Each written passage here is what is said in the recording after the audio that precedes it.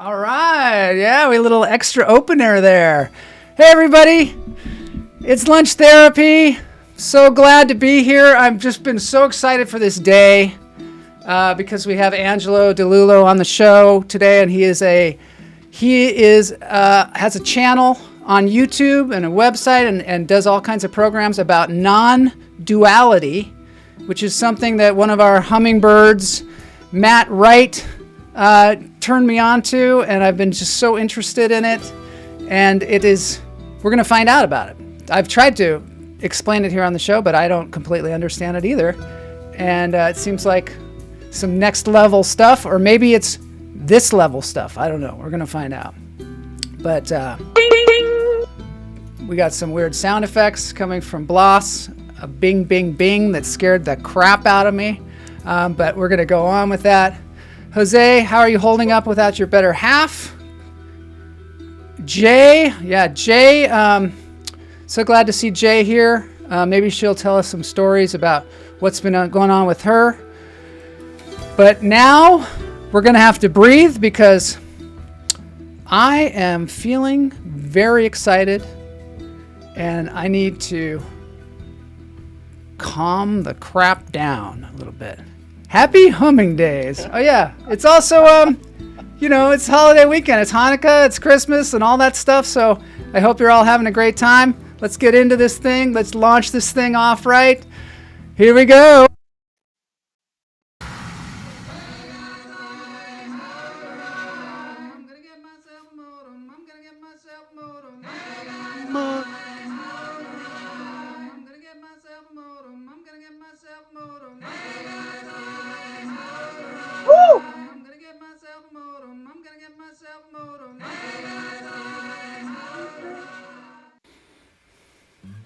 Hoy, everybody. Hoy there, Bloss. Are you excited? Are you excited for this day that has arrived? I am actually, I'm excited for you. Yeah. I've been talking about this for like weeks now. Every so day confusing, man. Remember that? Yeah. I probably will continue to talk about it. About it, Tom. I'm excited. It's good. That's where you want to be. Yeah, Especially since we got this, really special guest. Yeah, we got the holidays coming up. Well, it is the holidays. We're in the middle of it. So that's exciting. There's Matt Wright. Happy holidays. Matt told me about... Oh, yeah, I know. It's snowing. Do you see 8 tiny reindeer came across the screen? There they go. What? Yeah. Oh, it's Santa. So I want to thank Matt Wright. Matt's in the chat room. I want to thank him for telling me about Angelo and getting me in touch with him. And he's in the green room right now with Boney. They are probably meditating. I'm not sure. All right, let's get this thing. I gotta start us off right. I've got some monkeys from Adventure Jeff. Is he Adventure Jeff? Is that what his name is? He seems like he changes his name, right? Is it Adventure Jeff? This is different. It's different than but it's maybe from 70s Toy Jeff. Yeah, right. 70s Toy Jeff. There are the monkeys up in the trees. Look at that. Oh. This is in Thailand. I would be so afraid they'd jump on my head. It looks exciting but scary. Yeah. Oh, there's one down on the ground. Oh, now we can't see him. Now we're just looking at the leaves for some reason. And there he isn't. All right. Are you ready to do some breathing? Are you fixing your green screen? Oh, I'm not. No, he's not. I don't know what he's doing. No. Were you trying to catch a monkey? You trying to catch a monkey back there? I was. And you ran past me. That's what I thought. We've got the throat chakra today from Healing Vibrations. This is the vibration for the throat chakra, which, let's see what I can see from the book, Chakra Healing. The throat chakra, I'm going to turn this down a little bit, is all about speaking your truth effectively, communicating your needs, and expressing yourself. Interesting. Communicating. throat. Yeah. It's all about communication. And that's good because we have Interview Friday here today. So we want to be able to communicate. Here are some tips for the throat chakra. Say what you mean what you say. Practice chanting, singing, reading aloud, or humming. That should be easy for hummingbirds, right? Wear the color light blue. Kind of doing it, right? Drink teas that soothe the throat, such as peppermint, slippery elm, and spearmint. I might do that because I had a little bit of a cough this morning. Yeah, I mean, I was actually in the mood for peppermint tea. Are you ready to do some breathing? Can you handle it for us, the breathing today? Welcome, hummingbirds. Lunch therapy on this beautiful Friday afternoon. We're going to take it in through the nose and out through the toes. Big, deep breath. We're going to hold it. Take one in.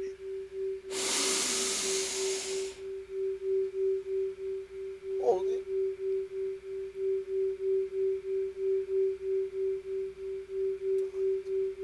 Back the toes. Out the toes. Look, we're on the big screen. Richard Gaddis has us on the 52-inch screen on the TV. You can watch us on the TV too. Yeah. Yeah. It's fun. Richard, we're taking another deep breath. In through the nose. Hold it.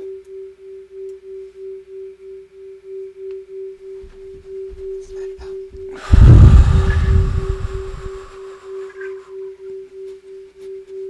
Shake it out. Shake it out. Relax.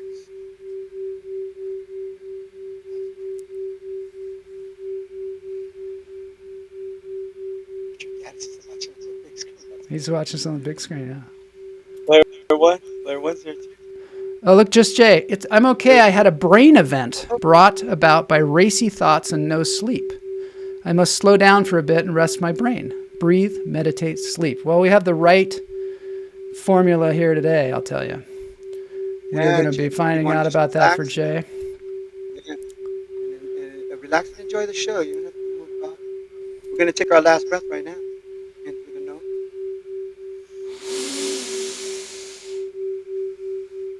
Hold.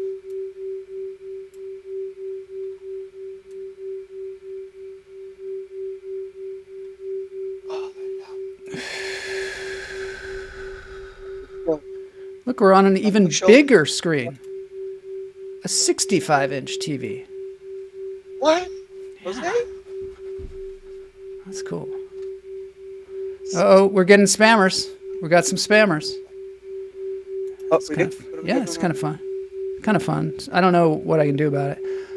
Guignel is here. Enjoy the spam. It's fun. Hoi. Hoi, Guignel. Guignel just got his hummingbird t-shirt in the mail. Oh, nice. Yeah. Nice. Which one did you get? What'd you get? You got hummingbird? He designed his own. He designed his own. It has the hummingbird logo. The one that's in the lunch therapy logo, and it says, "Be the hummingbird." The print was a little too big, so we got a chance to see it. We're going to make it smaller. I'm going to send him another one. And the shirt was too big too. I guess they run a little large. So the print was big and the shirt was big? The shirt was a large, and Guignel is more like a medium. And the print, he wanted it really big, and I was like, I don't know, I think it has to be a little smaller. And I do think it has to be a little smaller. Just Jay, the comedian, got the sloth shirt. I cannot wait to see that, but actually I can wait. Take your time. Breathe. I can totally wait. Let them get it to her first, bro. Yeah. Oh, what color did Just Jay get? Jay, what'd you get? Yeah, I wonder what she got. Anyway, so the t-shirts, lunch-therapy.com. I have a t-shirt from another YouTuber here today, Justin Johnson. He's the guy who plays the shovel. Amazing. Right. Yeah. Oh, you picked up one of his? What is that? What is that? Is that an animal? It is a, yeah, hold on. Okay, we got to get to the interview, but I'm going to show you what it is. It's him. It's an animal version of him playing the shovel. Oh, nice. Isn't that It's like a cool? chihuahua. Thanks, Boney. Boney's handling the camera today. Yeah, it's Nice. cool. He looks like, I think he's a dog. I think it's a dog. That guy Yeah, it can looks like a that chihuahua. guy can play the shovel like So, nobody. But he also plays guitar, and he's just fantastic. Justin Johnson, I believe. Musician. All right, Multi. it's time to get to the guest here. Feeling pretty good? Spammers means Don't you're forget, doing something right. Yeah. Trolls, those kind of things. I would like to Yeah. say something Yeah. to everybody. Yeah. Hummingbirds, feel free to get in there and ask questions. And our guests, if you see the questions pop, you see stuff pop up, feel free to just answer them. And Yeah. it's an interactive program, so we want you to engage with them too. And I'm just gonna you try feeling and good, Joe? I'm gonna try and listen a lot today and breathe. You're feeling good. I can Yeah. tell. I'm so happy for you. Why don't you guys get started? All right, let's get into this thing. All right, Matt has questions. This is gonna be cool. All right, let's get into this thing. I'm just gonna do a little intro. So this is the book that Angelo wrote. It is so fascinating. I recommend it to everybody. I got it on the Kindle version, and I've been reading it, but I tried to read it fast, and I tell you, it's got so much information. I thought, well, non-duality, pretty simple. But as I got into it, I started to realize, wow, this goes deep, runs deep. So it's something that you take your time and understand, especially if it's new to you. I'm going to start off with, I'm not going to explain it to you. I'm going to start off with asking Angelo what non-duality is. Richard Gaddis is off work for the next 5 days. Congratulations. Take the time to breathe, breathe, breathe. Danielle says, what happened to the shirt cam? It's coming back. Don't worry. It's coming back stronger than ever before. All right, everybody.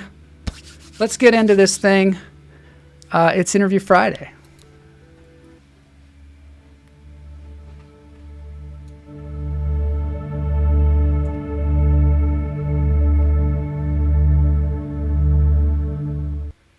It's great to give yourself a timeout sometime throughout the day, perhaps a few times throughout the day.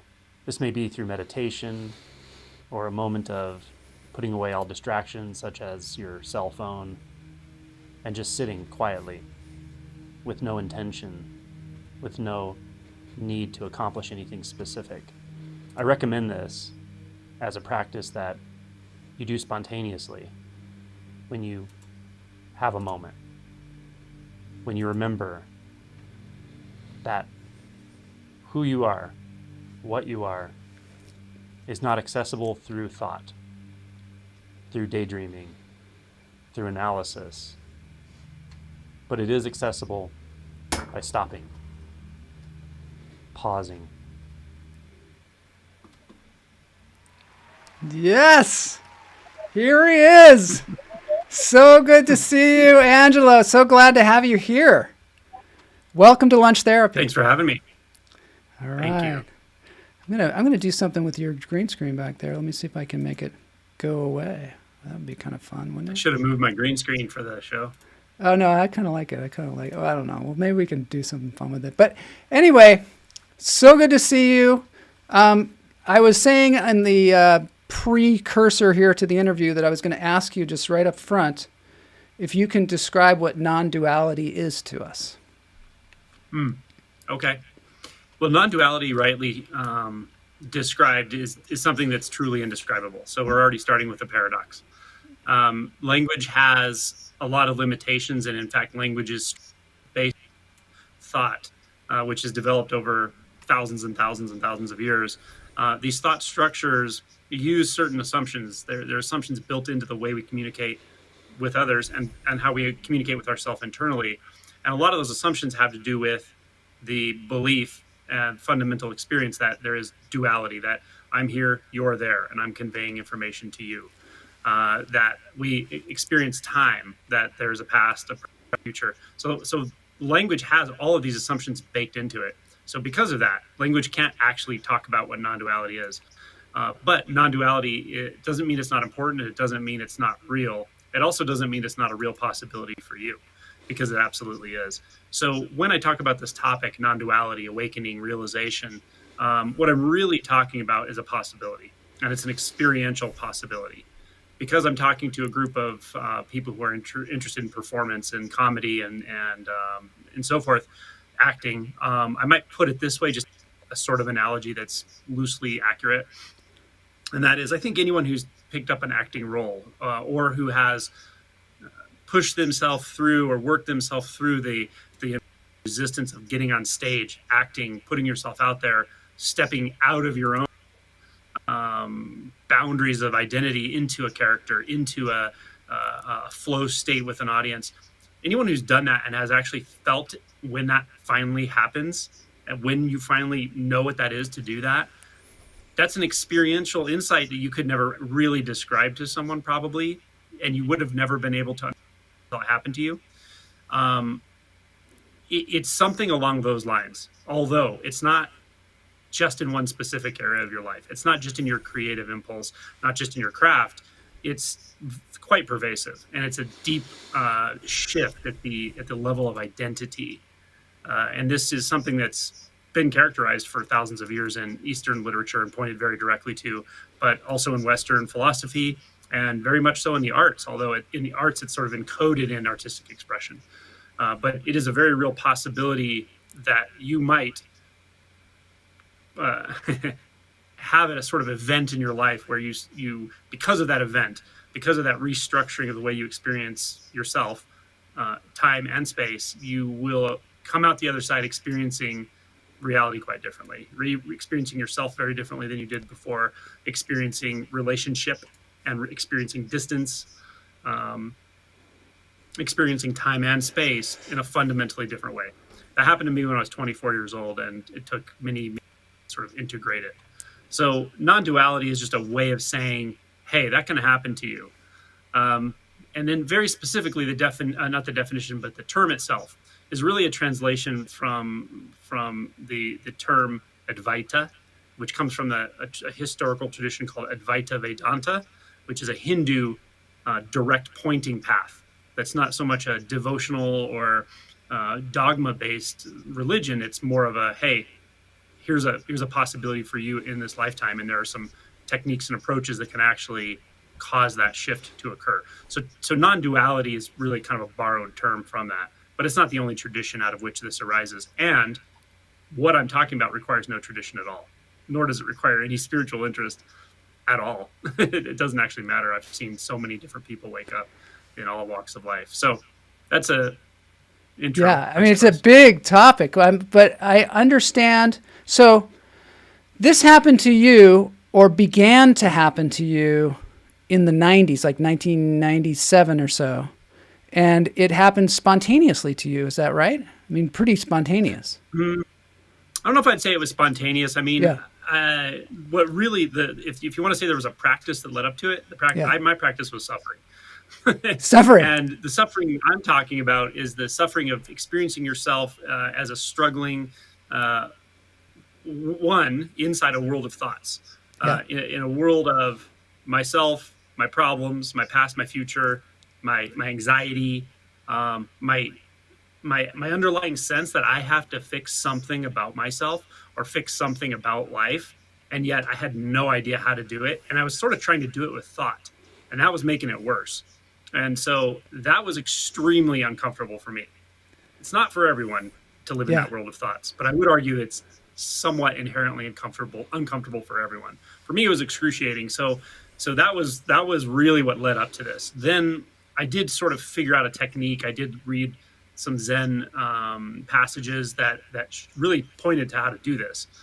So I sort of figured it out on my own that way, but it was a pretty short, quote unquote, path, I guess, because it took me a couple weeks actually once I really learned and tuned into it. I had also meditated for about 4 years, so there was a sort of practice along those lines as well. Yeah.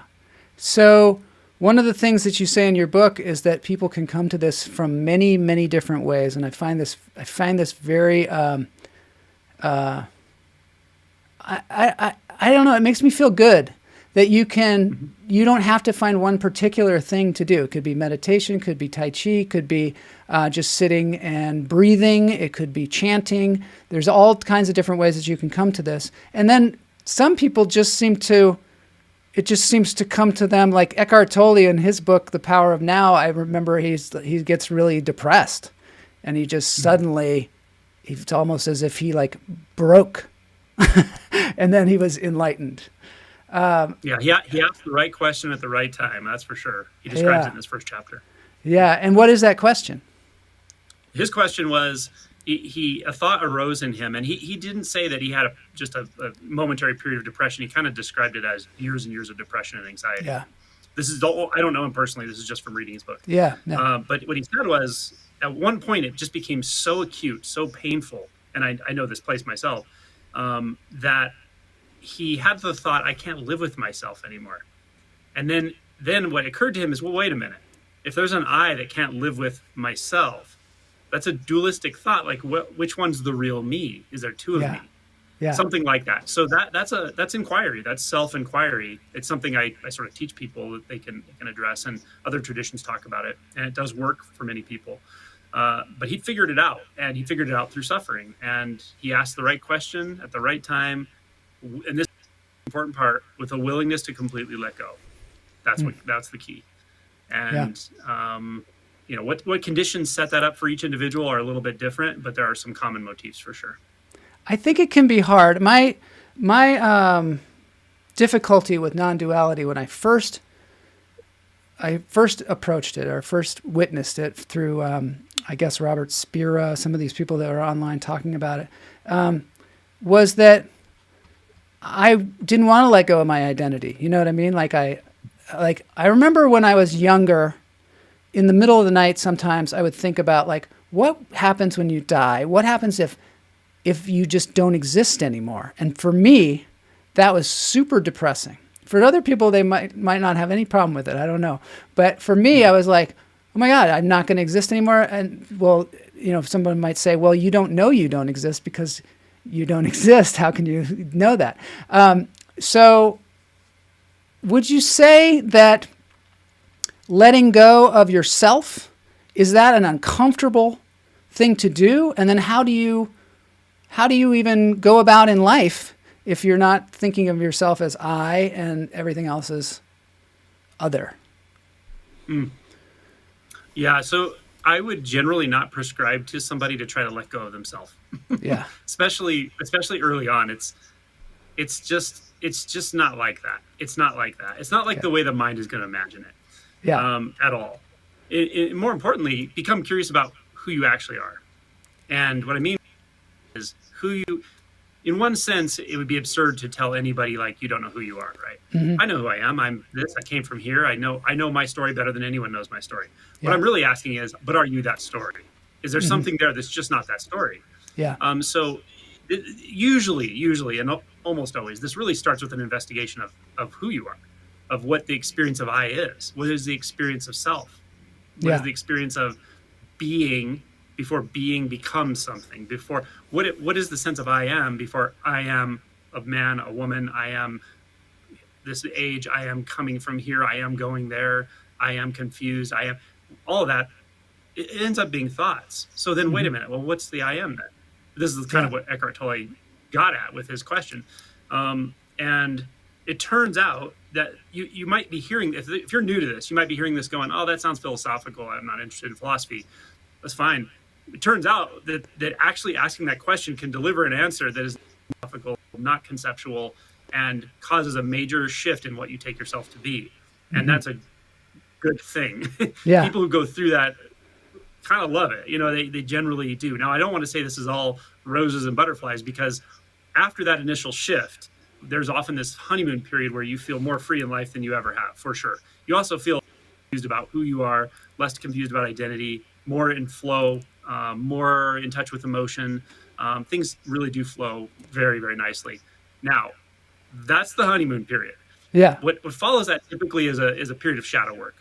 Again, because I'm talking to a performing audience or people interested in this stuff, shadow work, as I'm describing it, we can go into detail, but it has a lot of nuance to it. But you could call it emotion work. And I would say that someone who's taken up the craft of performance, comedy, acting,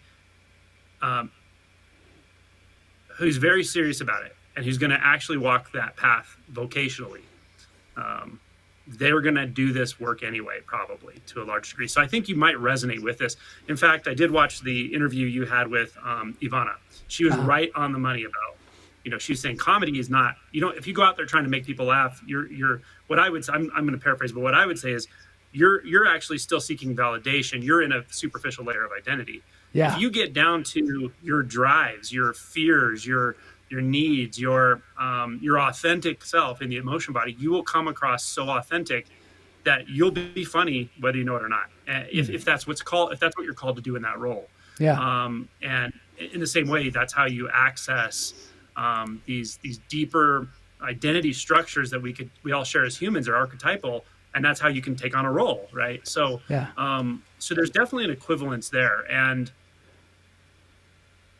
I will say doing that kind of emotion work sometimes leads to awakening, but it almost always, and I would say it always, if done with authenticity and vulnerability, leads to much more clarity. And from that place, you may start actually becoming interested in, well, then what is my identity? Who am I? Who do all these emotions refer to? Who does the story refer to? Mm-hmm. So it's not that you have to do it in that order necessarily, have this big shift in insight and experience of self, and then go do the emotion work. There are many people who already do the emotion work, people who are very heart-based, who are very compassionate already, people in the arts. You're kind of pushed to do that. Yeah. And I'll say it this way, just in my experience, people who really struggle with their art often is because they don't know to do that, or they're not willing to do it. Because you have to be vulnerable when you do art. You just have to be. And I know art I've done a little improv, and I like improv, but I've done a lot of like visual art, painting, and it's an emotional experience. And if you don't see that or don't know that, you're probably not breaking through your own barriers. You're not going there yet. Yeah. You will be rewarded, by feeling a deeper authenticity, not just with yourself, but with people who you interact with on stage and in various settings and so forth. Absolutely. And also, if you're always coming from the viewpoint of the watcher, I mean, that's the way it was described to me with, in India, was like, you're the watcher and you're watching everything that's going on. And that's the eye, or that's the point of view. You're basically like a point of view. And so when you take on another character, you're taking on that character's attributes, the thing that they're the world that they're living in, their history, all these things, but it's the same watcher. And I don't know, are we all just viewpoints from the same energy, if you want to call it love or God or whatever? Are we all just different viewpoints of that same energy? Because you talk in the book about the moon on the pond. And that's, I don't know. Can you speak to that? Are we individuals or are we all the same? Yeah. So we're shifting gears now into more like a couple things. One is into just for everyone watching, because this is a subtle topic in one sense. And it's a topic that is easy to misunderstand what we're even talking about, especially if you've never been introduced. So you're asking a bit of technical stuff about this, about insights and the watcher state. And you're also asking about almost like my overall take or message on what is the nature of I, or what is the nature of us. Big question. So the first part, as far as the mechanics of this, the watcher state or the watcher experience is, I would say, it is a technique. It's a practice that can work a lot, especially in the initial stages of this unfolding. And it can really, especially at the level of thought, it can free you up from the binding of the time-based identity. It also can be a sort of insight, in that I might say that this process does sort of unfold in stages, but it's not stages that are hierarchical or built on one another. They're more like stages of dissolving ego boundaries that make you feel more limited than you really are. And there is a certain insight stage of experience where it does feel very much like watcher. I will say that that's not the whole deal. It goes beyond that even, which gets very difficult to talk about Yeah. with words. Yeah. There are stages of experience that go beyond even that. I think that's in the book where I got kind of like, oh, whoa, I got to slow down here, because I started to get into these stages of awakening. And then oh, wow. It was like a lot of blowing people my with that mind, and I chapter- was slowed down. Like I was in the mud a little bit. Yeah. Yeah. A lot of people, when they go through that chapter, it's very direct. And I even put a warning at the beginning of the chapter. Do you remember that? Like I said, hey, this can be really direct and it can be destabilizing. I don't say that to be like, pat myself on the back. The reason I thought of saying it was the editor who edited my book. She's a professional editor. She goes, you need to put that in there, because this really like scrambled me up for a minute, and I've had a few other people saying it was like, can be really triggering. Yeah. And as you said, and I really like this, you said, when I think you said something to the degree when we talked before, I felt almost like you had like a fear response or an aversion, and then it kind of, you felt better later. You felt okay with it later. That's very typical with this stuff. Yeah. Yeah. And I put it early in the book, I think in the paradox chapter, I have this little section called When the Other Shoe Drops. So when you hear this message, and anytime I'm talking in the way we're talking, I'm talking directly. You could say if there's a goal, it's to give people listening to this a taste of it and to see whether it's something they're interested in. Mm-hmm. But when I speak this way, when I speak directly, I know on occasion someone's going to really get an opening. It just happens. And an opening is just a sense of expansion, a sense of the identity structure just going very quiet for a moment, and your ego boundaries actually dissolving out. Sustained meditation does it. Self-inquiry practice does it. Reading this kind of material does it. Interacting with someone like me, if you're working through the process yourself, definitely does it. So, and also things like psychedelics can do it. So when that happens, when we get a sense of expansiveness, when we feel an opening, it's great. It often feels really wonderful. Usually, not always. Sometimes it's scary, but for the most part, it feels like, feels like flow state, and just, there's not so much sense of boundary and struggle and driving with the brakes on and hesitation. It just feels good, right? Mm-hmm. But what often follows that, and it's important for people to understand this, is a sort of contraction. And it's not wrong. It's actually good that this happens. It's kind of like saying, hey, this is more how reality feels. You feel this massive expansion and you feel this fluidity. And, reality is very nice to you here. It says, and here's why you don't feel it all the time. And it'll just bring some emotion up to the surface. Another way of saying it is when you have that expansion, you really have expanded consciousness, your personal consciousness, such that repressed material can come up into consciousness to be addressed, digested, integrated, whatever. So it's not uncommon that we feel an expansion, we feel something drop away, we feel a state of peace. It can last hours or even days sometimes, and it's often followed by that sense of, I feel like a disappointment or a frustration, or I feel like, where did that go? I can't get it back. And it's an emotion tone. And so it's completely normal to go through that. And the more times you go through it, the more you feel that you know how to integrate that. And the more it feels like the expansion and what we're calling the emotional contraction, they're not actually two movements. It's a kind of paradoxical intimacy and expansion. Wow. It gets hard to talk about this, but it's very lawful that it does that. It's normal. And so I like to just give people that heads up, so not be surprised if it happens. Everything comes and goes.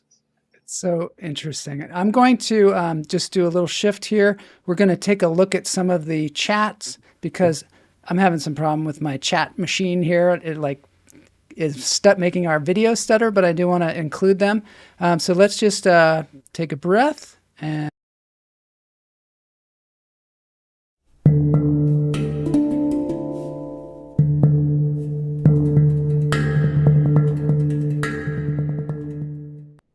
this is so fascinating. Thanks for going through this with us. I just want to see what some people said here. Let's see. Oh, now our comments are doing better.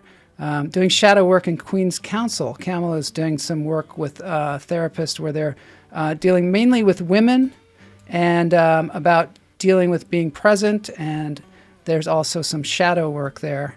Acting at its best reveals the audience to itself. I think that's true too. Yeah, that's an interesting thought. Matt says, Angelo, you mentioned in your interview, let me stop moving it around, with Lisa Carnes that you became aware of reality beyond pure consciousness. Is Rupert Spira not going far enough, or is this more of an issue of semantics? That's a good question. I'm pretty careful not to like just discuss my view of another teacher or person's insight or a stage of insights or anything like that. I'll just say I know what you mean by the question, and I don't actually know the answer. I've never met Rupert. I've never talked to him directly, so it's a little hard to know. I'll give you an example of one thing that might be coming into play with that, and that is sometimes people will say, Angelo, why don't you just talk about no self or anatta all the time? Why don't you talk about the most advanced stage of whatever and dependent origination, all this? And I do talk about that stuff sometimes, but here's the deal. Very, very few people that I know have realized very deep stage realization. Some have, but more importantly and more widely applicable is the first and very, very important shift in identity from which everything else unfolds. And that is awakening that I'm talking about. So I do spend probably, I don't know about a disproportionate, but I spend more of my time talking about things like consciousness, mind identification, and how to break out of it, self-inquiry. So I try to gauge it towards the audience, and most people are working through that stuff, or even the I am sense.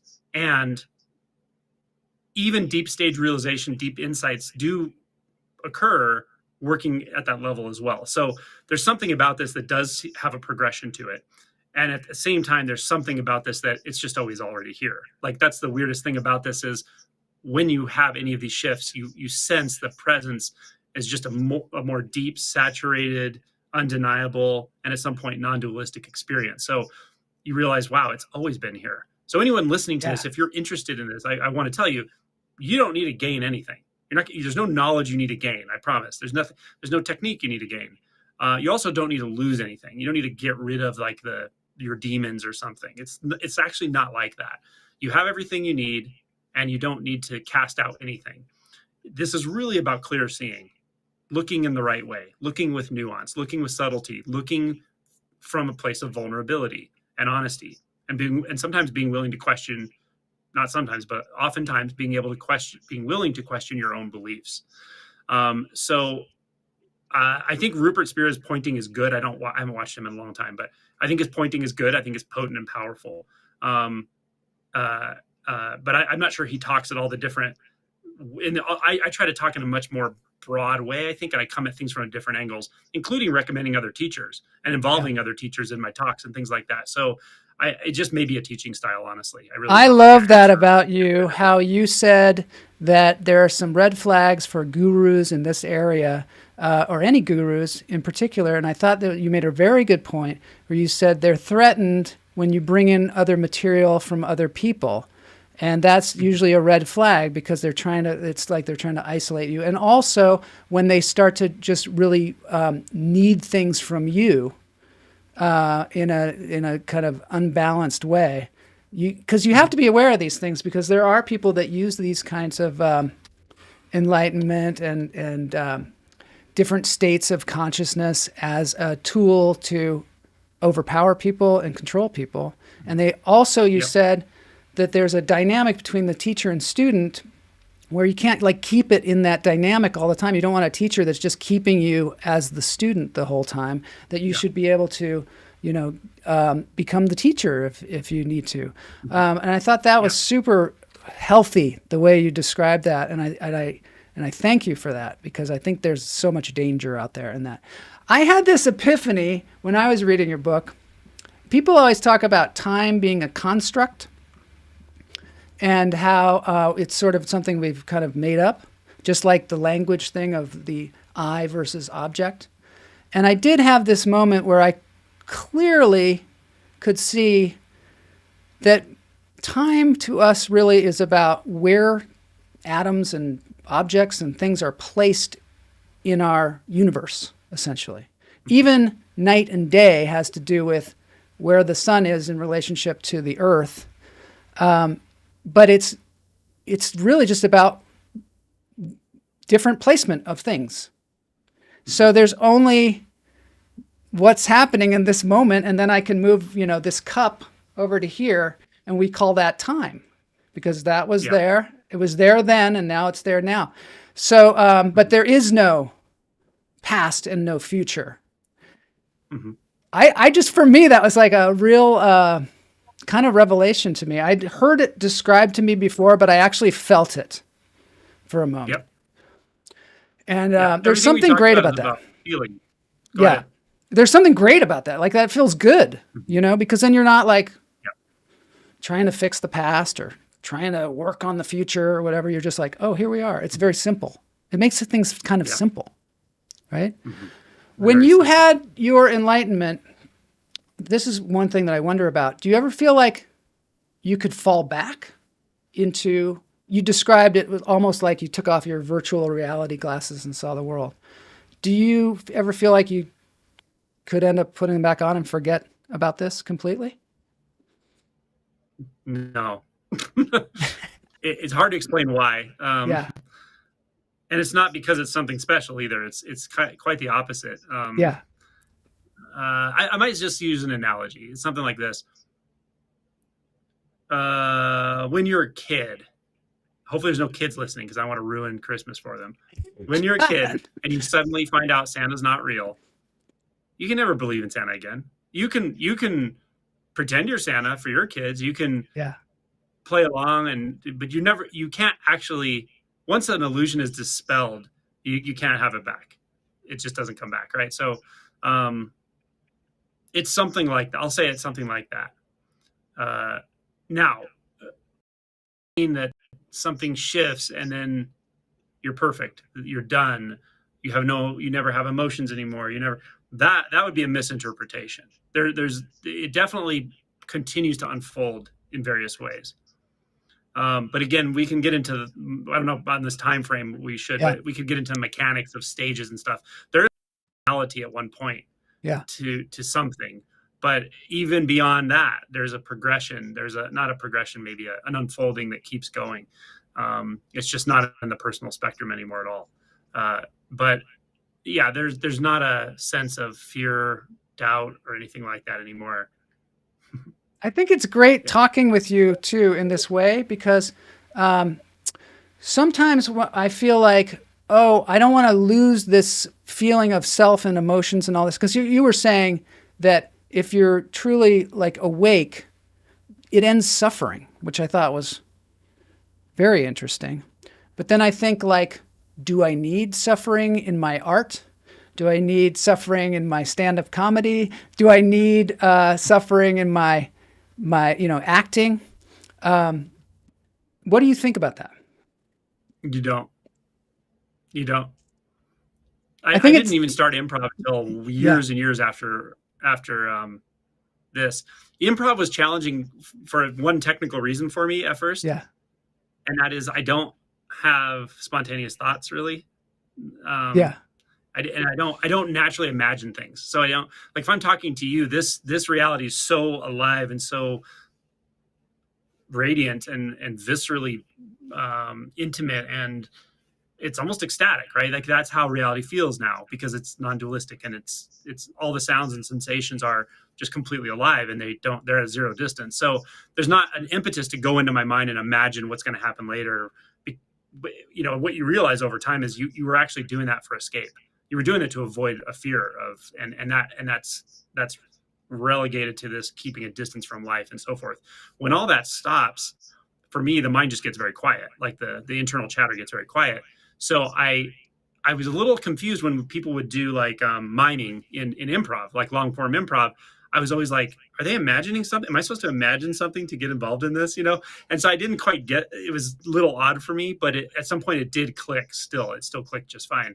And, so I find I love doing improv, and I'm not great at it, but I know how to do it. And I've done a lot of classes and stuff. And it's just a blast because when you've gotten past your own illusion of identity, okay, this is like rabbit hole shit, but I started improv because what I realized is like, everyone's doing improv. They just don't know it. I mean, literally everyone is walking around, but they think they're the character. They've forgotten that they're not the character of them, right? Their own character. Yeah. So what you're learning when you learn acting or improv is you're learning to let go of your own improv enough to realize you're doing improv, and then seeing it can apply to anything and anyone. And that's a really trippy thing to realize. but I feel it around really good actors, really good improvers. They kind of empty themselves into the art. Yeah. It's I wild. feel like So, if you don't have those voices, for me at least, this has been a huge thing for me as far as meditation goes. When I don't have those, when the voices are quieter, let's say, the rat that's in my head trying to say, don't do that because it's dangerous or whatever, and it's usually wrong. When it's not doing that, I have so much more space for creativity and for really diving into the character and really getting into the circumstances and being present in the moment, that it makes me such a better performer. And it does as far as stand-up goes as well, because then you can actually have a communication with the audience and you could actually be aware of your surroundings rather than just blurting out the memorized words that you have or whatever and knowing where the laughs are, the mechanical part of it. And I think also for this, even like this show, being present with the person that I'm talking to, or being present with the hummingbirds or whatever, is is the most important part, really. The connection. Yeah. Yeah. I tried to make sure I didn't talk all about the interview with Ivana on this show with you, because I liked it so much. I could have talked this whole time about it. Yeah. Because she just made so many good points, and she's so great. Her experience is obviously very deep, and your stuff that you were describing was so clear. And but one thing I'll pull out of that is so true is, like, when you can find comedians that have learned the mechanics very well, actually, and even become successful. Yeah. But I think she mentioned in that interview somewhere, you can make people laugh, but they don't feel good afterwards. Yeah, she said that. You're still not actually connecting at a deep level in a vulnerable way. It all comes down to vulnerability. So I would challenge anybody watching this, or anyone who watches this who's interested in acting, getting better at it, stand-up comedy, any of it. Challenge yourself in those deep emotional places, even if it's not directly related to your performance.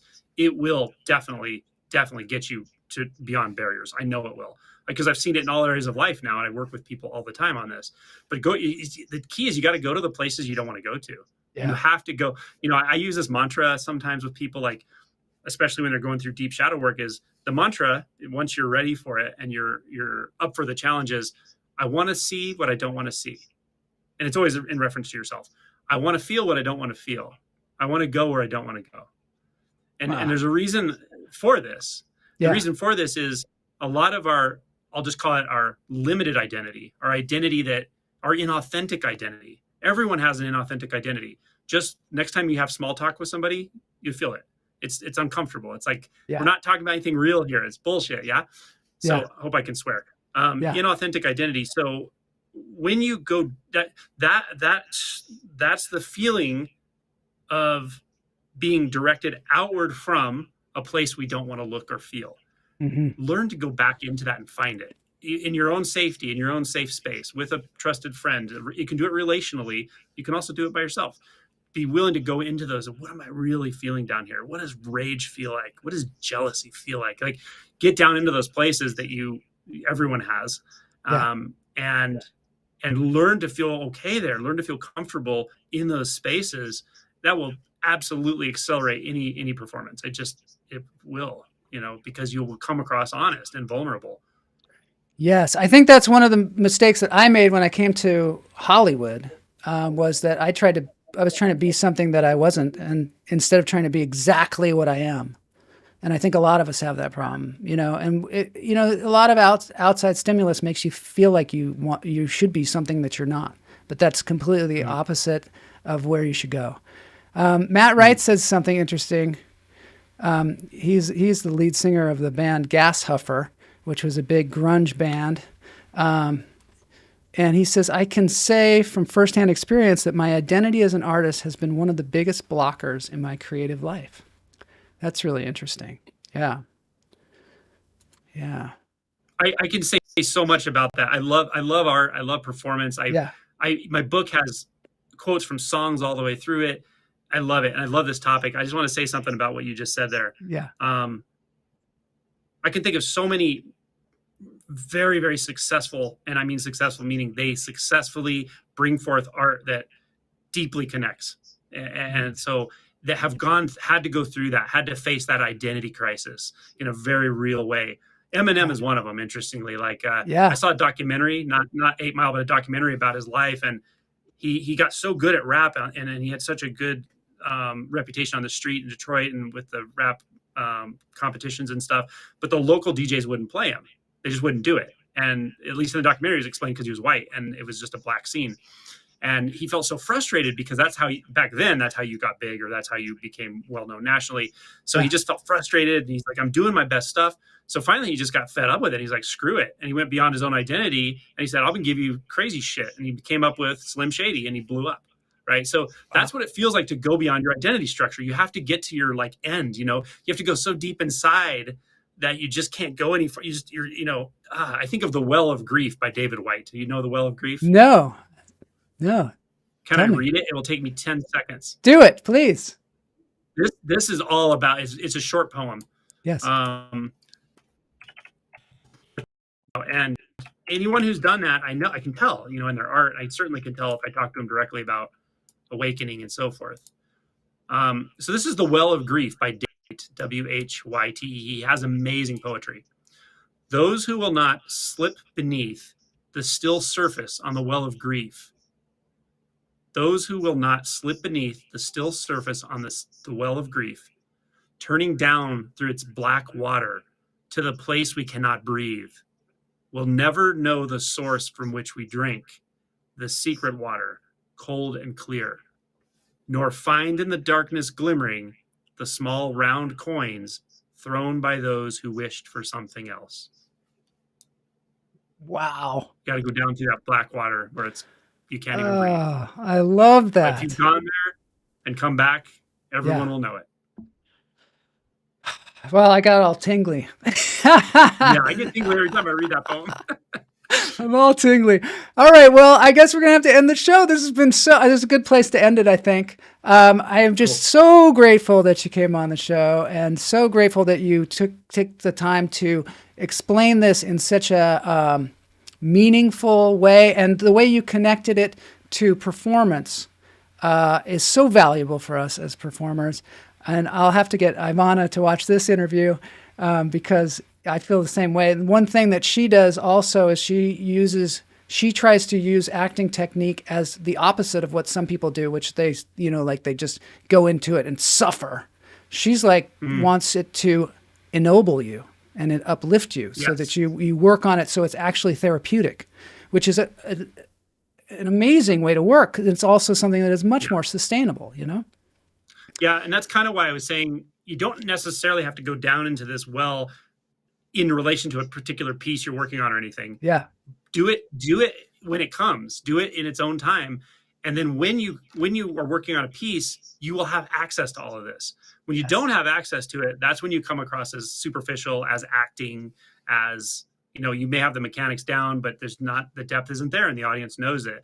That's because there's places in you can't go to and touch into in spontaneity and on a moment's notice, which is required for a role, right? Yeah. And everyone knows that. So that's why, it's not necessarily like you have to bring too much doom and darkness to what you're doing, but rather life will show you when you need to experience jealousy. Life will show you when you need to experience shame, and just be willing to go down into those places. Really, it's self-love. Self-love means accepting every part of yourself and not projecting any of it. I also think that there's a kind of a duty to allow other people to have their space, to have their emotions as well, and acknowledge them. That's one of the things that Kamala was talking about with the Queen's Council thing that she's doing, is that they were talking about how when someone comes to you with their emotion or problem that they're having, don't necessarily try to immediately fix it, but just acknowledge them having that emotion in that space and allow them to have it rather than trying to fix it, Yeah. Which I think is super great. Yeah, if somebody expresses emotion and you try to fix it, you're just uncomfortable with it yourself. Yeah, right. You're like, I can't have this, please. Yeah, and so we have to allow each other to do that. I find that no mud, no lotus. Yes, exactly. That's Thich Nhat Hanh. Tingly for sure. Wow. Okay. Thanks a lot. Now we're gonna dance. I'm gonna bring Bloss back on here. Dance party. I've got a Christmas thing from Broken Peach. Let's do this thing. Thank you very much, Angelo, for being on the show. Yeah, I hope you'll come back again. Cool. Here we go.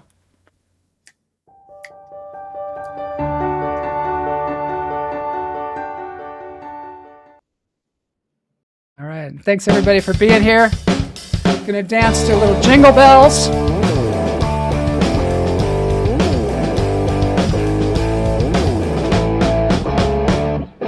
Jingle bells, jingle bells, jingle all the way.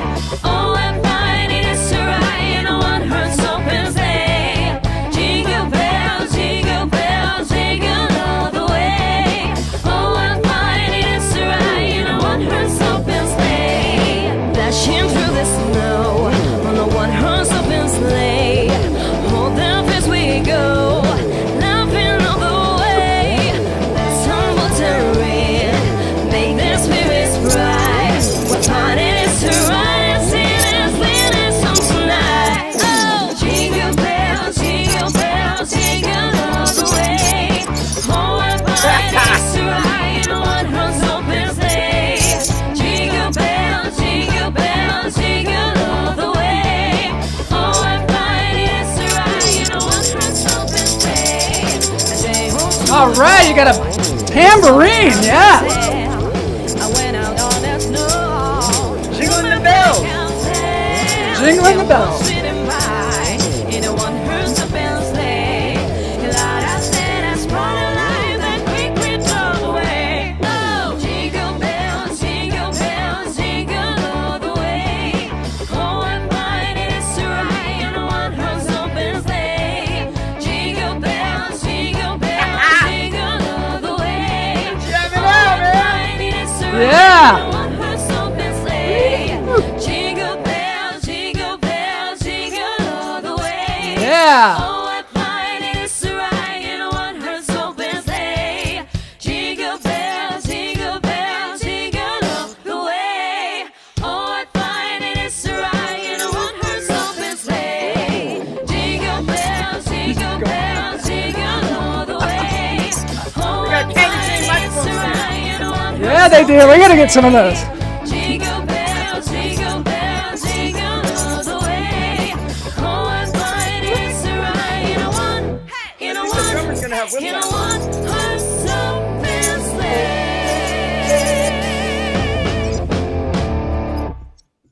Broken peach. Happy week.